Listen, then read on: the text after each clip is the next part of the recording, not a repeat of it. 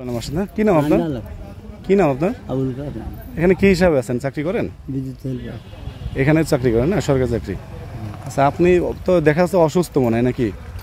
আমার অন্য কোনো অ্যালার্জি, অ্যাজমা, মুখ খোলা যাচ্ছে না, এটা সম্পূর্ণ অ্যালার্জি হয়ে গেছে। আপনি তো নিজে একটু হাঁটা চলাও মনে সমস্যা। হাঁটা চলার সমস্যা হয়েছে কারণ যে আপনি যে এই খাম্বাই উঠতেছেন, উঠে যে তারগুলা ঠিক করতেছেন, আপনি এখানে উঠতে বলছে কে? এমডি নিজে বলছে উঠতে? উঠতে বলছে। তা আপনি তো নিজে হাঁটা চলা করতেই সমস্যা হচ্ছে, আপনি এখন কষ্ট হলেও করতে হবে চাকরি, যেহেতু এমডি বলছে। দর্শক, আপনারা দেখতে পাচ্ছেন যে এটা একদম বৃদ্ধ মানুষ, সে নিজেই চাকরি করতে পারছে না। মানে ইলেকট্রিশিয়ান,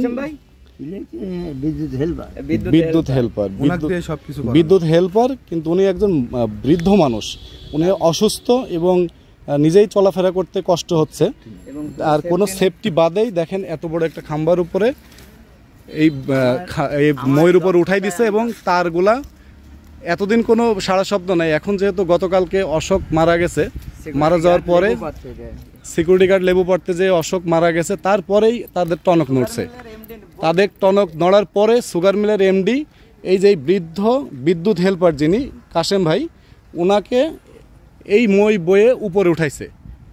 এই মই বয়ে উপরে উঠায় এই যে তারগুলা দেখতে পাচ্ছেন, ডিশের তার বলেন, ইলেকট্রিক তার বলেন, যেটাই বলেন, এই তারগুলা ঠিক করার জন্য ওনাকে পাঠাইছে। হ্যাঁ, ওনাকে এমডি নিজে দাঁড়ায় থেকে ওনাকে উপরে উঠাচ্ছে। কালকে এত বড় একটা অঘটন ঘটার পরে ওনাদের টনক আসলে নড়ে নাই। এই যে দেখেন বৃদ্ধ মানুষ, উনি চাকরির ক্ষেত্রে এখন এমডি বলছে কিছু করার নাই, উঠতেই হবে।